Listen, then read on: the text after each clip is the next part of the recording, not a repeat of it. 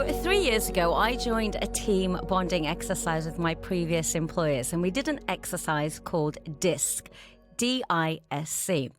It was not only a lot of fun, it really was the most eye-opening exercise related to my behavior and approach when it comes to my work life. So today, I wanted to give you a free mini session with the trainer himself. We're also on Facebook. I want you to get your pen and paper ready. If you're driving, do not do that. Phil Bedford, who is the MD and founder of the Rebel Networker and Incentive Marketing and Management Consultant, is with us today. How are you doing, Phil? I'm fantastic. So very briefly, before we did this exercise, I had to go and find Phil. It was taking place in a hotel. And I saw a crowd of people, didn't know what he looked like. And I went, Phil, is that you? Hi, Phil. And he said to me 5 minutes after, he said, I know exactly what your behavior is and what it's labeled as just by the way you greeted me. And he got it spot on.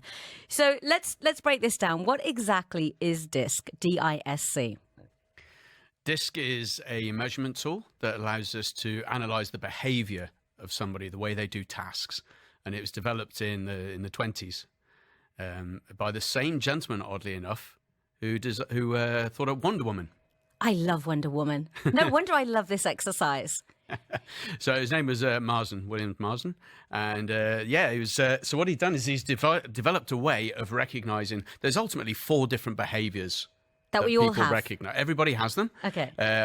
We're all a blend on the whole, but we are a mixture of the 4. And what this does is this simple assessment allows us to recognize which one we are. Yeah, but some might have more of the other, right? Absolutely. And so when we're going to go through it, but when we were doing the exercise, it made me realize why maybe if I was in sales, how I approach my sales technique or how I approach my networking technique. So first of all, before we go through it, what are the main benefits of actually doing this exercise? And is it just for your career or is it for your personal life too? Well, they actually take this and they apply it in many different ways to work, as in what you'd be good at, leadership styles, sales, networking, team bonding. So it can be applied across the spectrum. You might even want to risk it with your husband or wife and see what you can find out there, although that's a tough one to get. We don't want any divorces on the show today, Phil. So let's go through each letter one by one and briefly explain what they mean before we start doing the exercise. Well, it's worth mentioning here that DISC is the standard. There's a number of different programs, and what they've done is taken the same thing and give them colors or animals or something like that. But the first one we'll look at was D, or dominance, and that is really someone who's task orientated. They want to win. They like being in charge. Everything's fast, and they want to get to the bottom. They just want to know how much they're going to earn or what result you want. I know a lot of people like that. Okay, I is influence. So these are fun-loving people. You can always spot them because they have a massive smile. If they're not having fun, they're not interested. Tend to be creative, very enthusiastic, and life and soul of the party. That's me, isn't it, Phil? You reckon? Oh, we're going to find out. I thought that would be me. Okay. He's like, yeah, right. Okay, S. What does that stand for? S is sociability. So that is somebody, again, who loves people. But the difference is they're much more comfortable one-on-one. They're super loyal. They like to take their time with things. They don't particularly like change. And they really care about the environment. Oh, okay. Sounds like Gen Zs and millennials. And C. C is consistency. So there we're looking at people who are, again, they like to take their time. They're very analytical. They seek perfection. And they tend to be people like engineers, computer analysts, architects. So perfection. So when we did this, I was called the promoter. Is this where you're saying sometimes you can be called animals, sometimes it can be DISC? So if you had to break that down into animals, could you do that so we get a visual idea? Oh, you're really putting me on the spot now, right? Yeah, or colours, whatever, something else. What would be the equivalent? Because you called me the promoter when we did it. Yeah, so what we use in Incentive, which is one of my companies, we have a global standard. And so what we do, we find that the words we use are a little bit easier to remember because DISC people start to forget. So for the D, we call that a go-getter. Yeah, yes. People who know what they want, they go out and get it, they make it happen. Yeah. Boom, finished. Yeah. The I, we would call a promoter, which is what you've mentioned a few times. And that's someone that's good at getting things moving, like promoting events. Life of the party. Life of the party. Our S, we call a nurturer. Yeah. Speaks for itself, right? Someone who likes to care for deep relationships. And then our C was our examiner. to look into detail, to make perfection. So we find by putting those terms on there, it's a little bit easier to remember. Yeah, I feel you have a visual idea and you can connect to one straight away. It doesn't mean that I am fully the promoter, but when you said it, I could link to it straight away. So I kind of like those terms. Okay, so we're going to practice this exercise after the break. More of Afternoons with Helen Farmer is coming up next. On the UAE's number. This is Afternoons on Dubai Eye 103.8. Now, our prize stays pretty healthy. At the end of the week, one listener will win a 6-month weight management prize worth over 11,000 dirhams at Glucare Health. And they're a team of passionate professionals that bring the best of medicine and technology. So all you need to do is answer this question. According to one sports and exercise study, who takes more steps per day? Is it men or is it women? Now, I didn't say who talks. I said who walks more per day. Text us on 4001 or WhatsApp us on 04871 5500. We have Phil Bedford with us, and we're going to find out what personality traits you have in the workplace. Life balance. So get your pen and papers ready. If you're driving, just listen to this. Do not take your hands off the steering wheel. So, Phil, what's the first thing we need to do to figure out of DISC?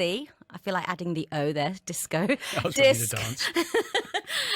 What we need to do to find out what kind of personalities we have to fit the job that we are working in.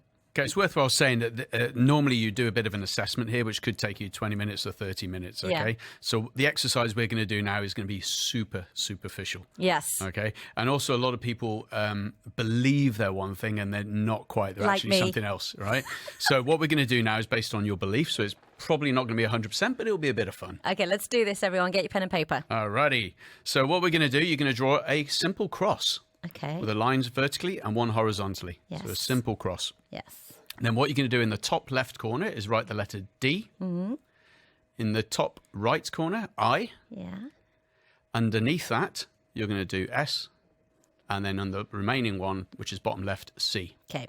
Okay. Now put your pencil in the center of the, or pen, whatever you got in the center there. Of that and what cross? We're going to, I can see you're ready to go. Like, I'm so ready you're to so go. ready to go. I want to see if I'm still a promoter. Okay. Okay. So in a nutshell, when you, in life, do you move quickly? Do you think quickly? Do you act quickly? Do you tend to do everything quickly? Or are you more measured? Do you like to take your time? Since I last saw you, I've slowed down, and I think that's to do with age and maturity. Okay. So I'm kind of in the middle. Okay. But on the whole, if you had to go faster or slower, Fast. what would it be? Okay. So move your pen up. Up If the you're cross. more moderate and measured, then you move your pen down. Okay. Okay. Now, next question is, in life, Yes. what's more important? Is it a task, getting the job done, Yeah. numbers and things like that? Or is it people, People, having fun? always. Okay. So if you're people, you go to the right. Mm-hmm. And if you're task, you go to the left. Okay. So you should find yourself in a quadrant. Yes. And yours is? I'm There you go. still the promoter. Still there.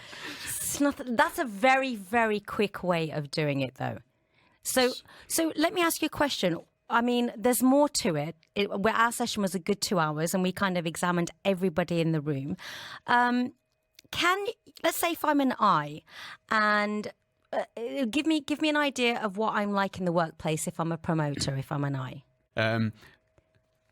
Have you ever been in a car and you're driving somewhere and it's like, oh gosh, where was I going? I do that all the time.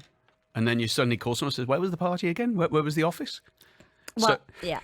I mean, I'm on autopilot. I've got so many things going on in my head. You got so many things going on, right? Yeah. So your eye is always trying to do everything to the last minute. They Yeah. got so many hands in so many baskets. They're doing so many things that they often leave late. Yeah, and I'll leave the house and think, I left my car keys in their house. I do it all the time, things like that. Exactly. So they tend to arrive a little bit late. I don't like to arrive late. That's one thing I don't do, actually. I'm very good with that. But, yeah. And again, the thing is with DISC is it's just our behaviors, our tasks, right? The way we do jobs. Behind that, we're going to have things like motivations and values and all that, which can then override or influence the task, right? So at the end of the day, this is just one guiding point. So let's say, for example, somebody has done the DISC exercise and they say, look, I need to be more like the D or the S because it's not working for me in my workplace. Can you shift it? Yeah, in fact, a lot of people learn to. So you could have a completely fun-loving character like your eye. Now imagine if that eye lives and works in a place with a load of examiners, people who are very detail-orientated, very quiet, very introverted. They might start to adapt. Okay, and so we can adapt to our environment, but deep down we'll always remain the way we were. And what happens is, particularly as if we call it our adapted style. So you've learned to do it. But the problem is when you're under stress, you revert to your natural style. Because I think it's just what your natural ability is what you'll do, isn't it? It's just normal. Can anybody do any job? Or does this really separate according to where your strengths lie? We're definitely going to have natural tendencies. So for your examiner, for example, going into detail, looking at numbers, following process, well, that's going to really appeal to somebody. Whereas the complete opposite of that would be your promoter. They don't really like details. Near enough is good enough. Right, so you're going to have a natural tendency for certain jobs, but we can learn. The only thing is it's often tougher. If it's not our natural style, it can be tougher to do that, which is obviously tiring. What are you? Well, here's the thing, right? We're all a mix, as we've said before. Yeah. And what we tend to do is look at our two your most dominant and your secondary style. So I am a go-getter promoter, almost exactly. Yes. But tiny bit higher on my promoter. That's why we get on so well, Phil. It is. What about with marriages? Let's say, is it a good way to say, look, D goes with I, or they're compatible, or can you do something like that? Well, they say opposites attract, right? Yeah. Have you tried it with couples? Have you done? You can, yeah, you can see it. I mean, you quite often find, like you just said, two people right on the face of it, immediately they'll get on well if they have the same style. They really attract. But we know there is no definitive on this, but you often find that they say opposites attract. You complete each other. So if you have one partner who's one way and the other partner's the other way, then you can actually become that entity that's more powerful and more useful, I think. So you have a real life story where someone's actually really achieved quite a good success by doing this exercise. Yeah, Can you absolutely. tell me about that? Yeah, it actually happened to one of my colleagues, and they'd tried to meet a client. They'd gone in there, they'd met them, and they'd not closed the deal. It was a massive deal, and we're talking hundreds of thousands of dollars, and didn't close it. And they left the meeting and then attended this work session with one of my colleagues. Yeah. And afterwards they went, oh my goodness, I'm a complete go-getter. This is the salesperson. And the person they were meeting was a nurturer. Now, things with nurturers is you don't push them. You don't get intense. They can get, if somebody's super confident and a little bit pushy, they can really go backwards and run in the opposite direction. Yeah, I hate that, Yeah. And so what he realized is what he'd done. So he went back again, managed to get back in there, and then just sat down and just talked about family and all that kind of thing. And a couple of weeks later, closed the deal. So the whole point of this is once you identify what you are, you can identify what others are, and you can approach them in a way that would be more comfortable for them. And Absolutely. It works. And that's how it works. Well, we've all heard of the golden rule. The golden rule is treat people how you want to be treated. Absolutely. Well, there's a guy called Tony Alessandro, and he developed what he called the platinum rule. And he said, well, how about we treat people how they want to be treated?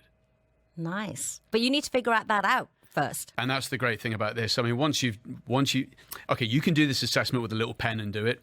But once you've done enough of this, you can actually watch somebody walk in the room by the way they dress, they smile, they don't smile, and you can get a fair good idea where they're going to be on that quadrant. And that's exactly how he judged me, literally in 2 minutes. If people want to try this out, how can they contact you? Where can they follow you? Because it's a great thing to do with your company employers.